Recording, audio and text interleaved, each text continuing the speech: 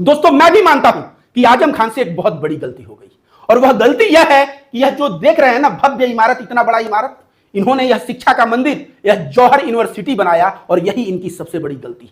आज के राजनेता मोटा पैसा करप्शन करके ऐसा मकान बनाते हैं अपना। यह आजम खान का कोई महल नहीं है, यह आजम खान की यूनिवर्सिटी है। अगर वही आजम खान चोर होता, इस पैसे को गबन कर गया होता और अपना मकान पिटवा लिया होता तो आज सभी लोग उसको सैल्यूट करते। आजम खान से सही मायने में अगर गलती हुई है तो गलती यह हुई है कि इस बंदे ने यूनिवर्सिटी बना दी। खान उस लोहे का नाम है कि जिस लोहे को नीचा करने के लिए अब बेटा और उसके पत्नी को टारगेट किया जा रहा है, परिवार को टारगेट किया जा रहा है। लेकिन मैं जानता हूं कि आजम खान उस मर्द का नाम है जो अभी भी झुकेगा नहीं। वह सर कटा लेगा, जेल में रह लेगा, इंसाफ की लड़ाई लड़ेगा, लेकिन कभी भी वह अच्छा रहते हुए भी वह घुटने नहीं टेकेगा, क्योंकि वह सच के मार्ग पे चलता है।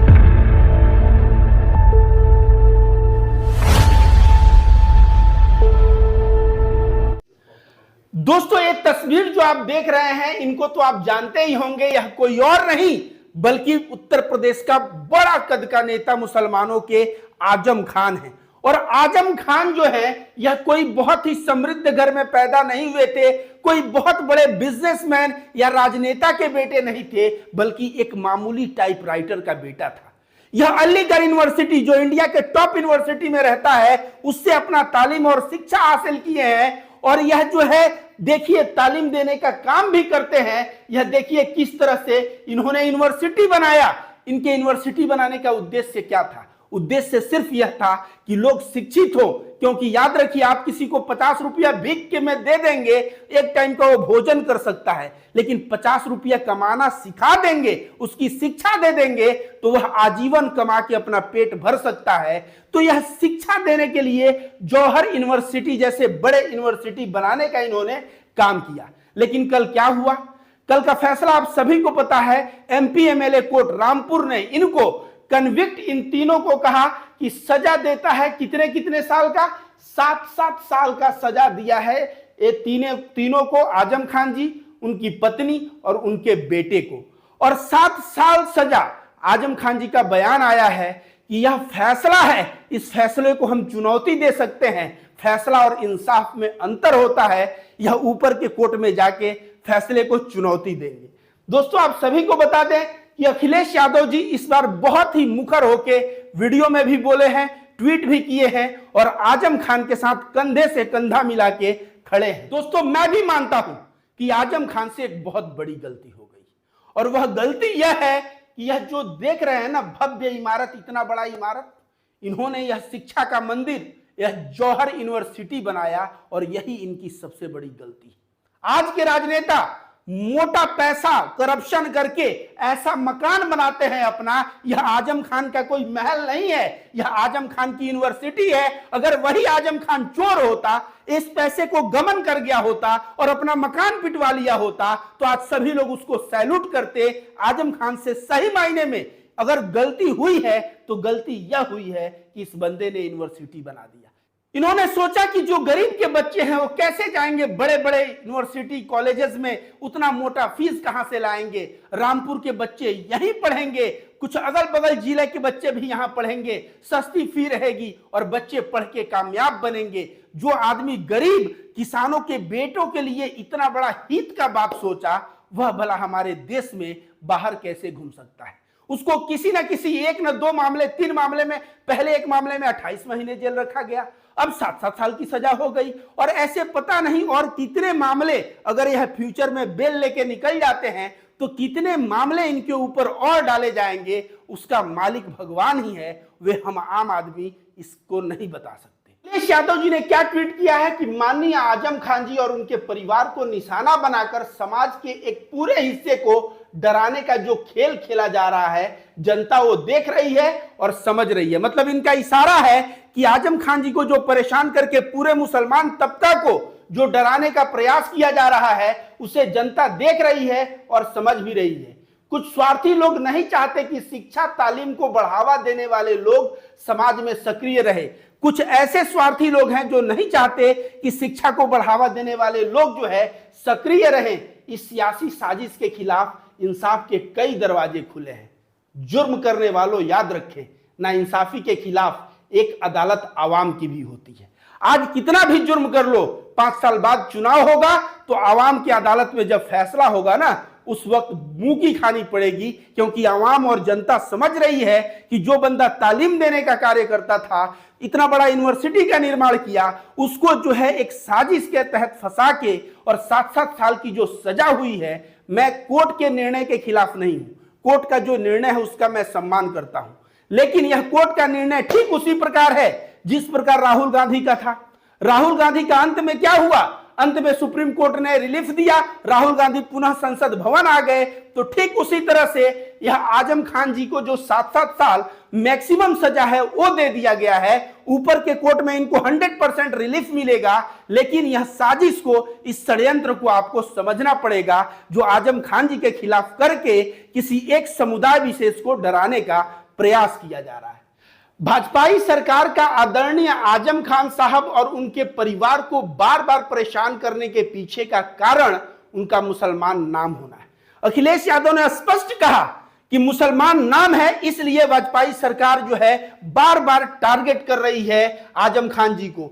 साथ ही उनके द्वारा जो नई पीढ़ी को शिक्षित बनाने के लिए जौहर विश्वविद्यालय खोला गया, ये तानाशाही सरकार को पसंद नहीं है।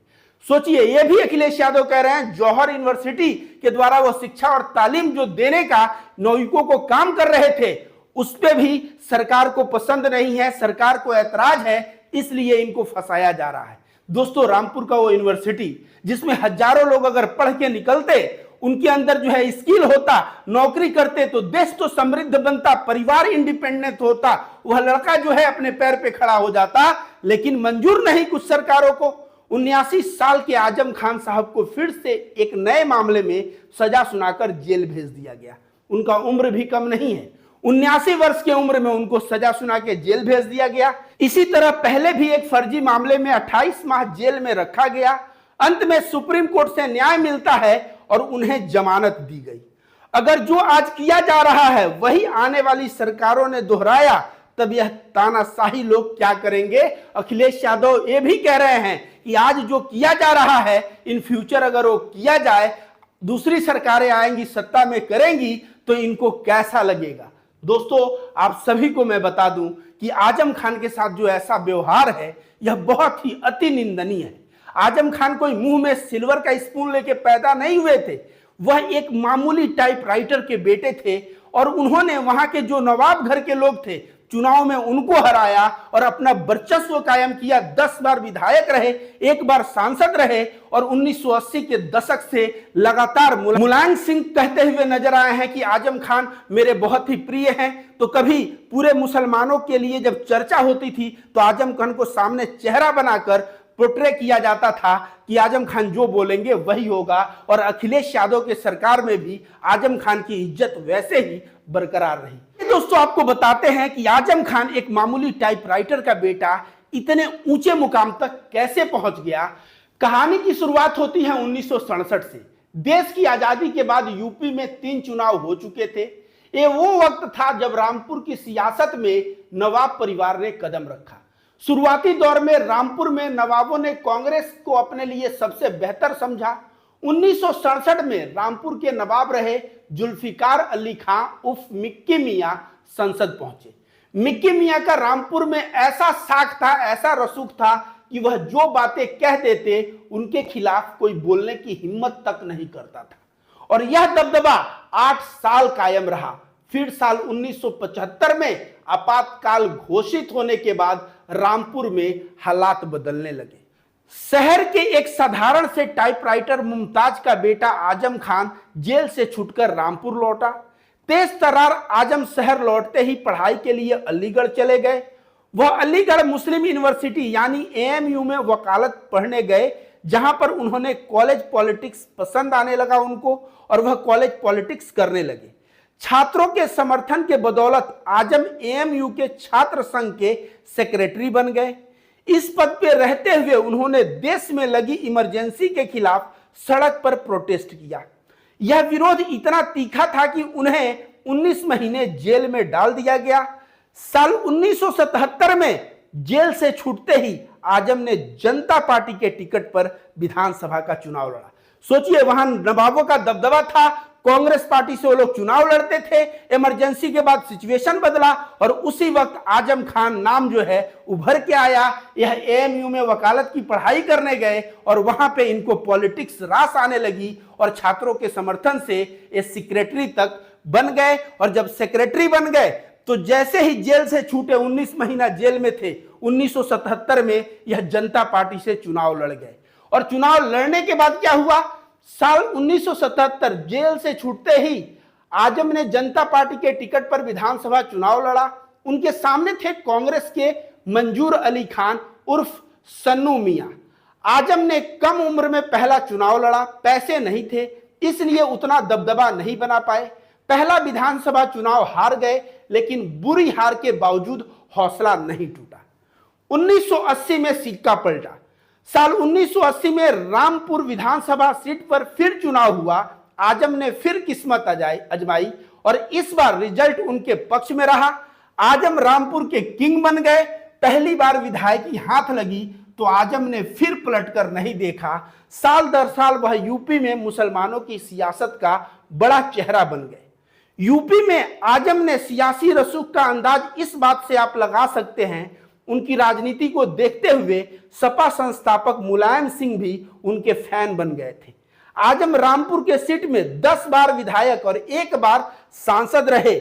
आप सोचिए, मुलायम सिंह यादव भी उनके फैन हो गए और लगातार 10 बार विधायक रहे और 1 बार सांसद रहे।